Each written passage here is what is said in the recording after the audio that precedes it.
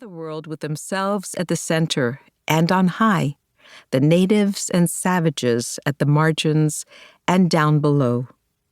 Racial, cultural, and sexual differences existed from the beginning of conquest and domination, and these acts of exploitation only further reinforced the differences of French self and Indo-Chinese other. Duras intrigues partly because she is a liminal figure that disrupts this very real but also insufficient binary.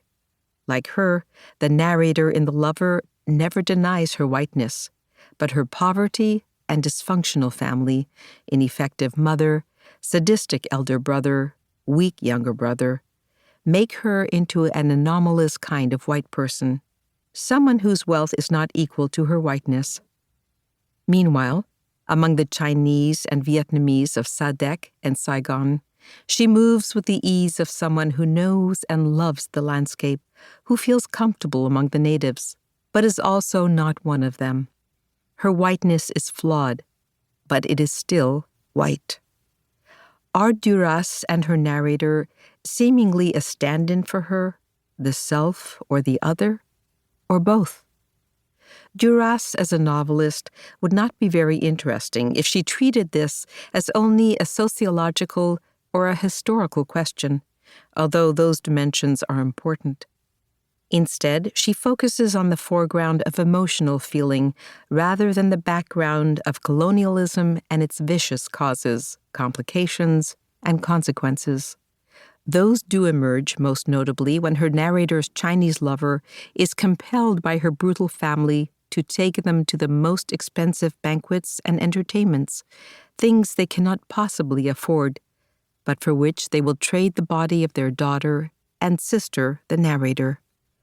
Incapable of gratitude, aware of their own wretchedness in being poorer than this Chinese man, this native, the family treats him cruelly. The girl is different, willing to cross boundaries of race and propriety. On first seeing him on the ferry, she calls him a very elegant man. She never calls him what the film adaptation calls him in the credits, the Chinaman. The beautiful actor, Tony Leung Ka-fai, who plays the lover, does not look like a Chinaman, an inherently racist term. Or does he? Maybe the film's point is that it does not matter how handsome he or the lover is. In the racist imagination, a Chinese man will always be a Chinaman. But neither the racist image nor the stunning actor fit with how Duras portrays the elegant man. The movie picks up on how he is dressed in the highest grade of European clothing, a playboy returned from Paris who has had many women. And yet the selection of the tall and broad-shouldered Tony Leung Ka-fai defies how Duras portrays the lover. The body is thin, lacking in strength, in muscle. He may have been ill, maybe convalescent. He's hairless, nothing masculine about him but his sex.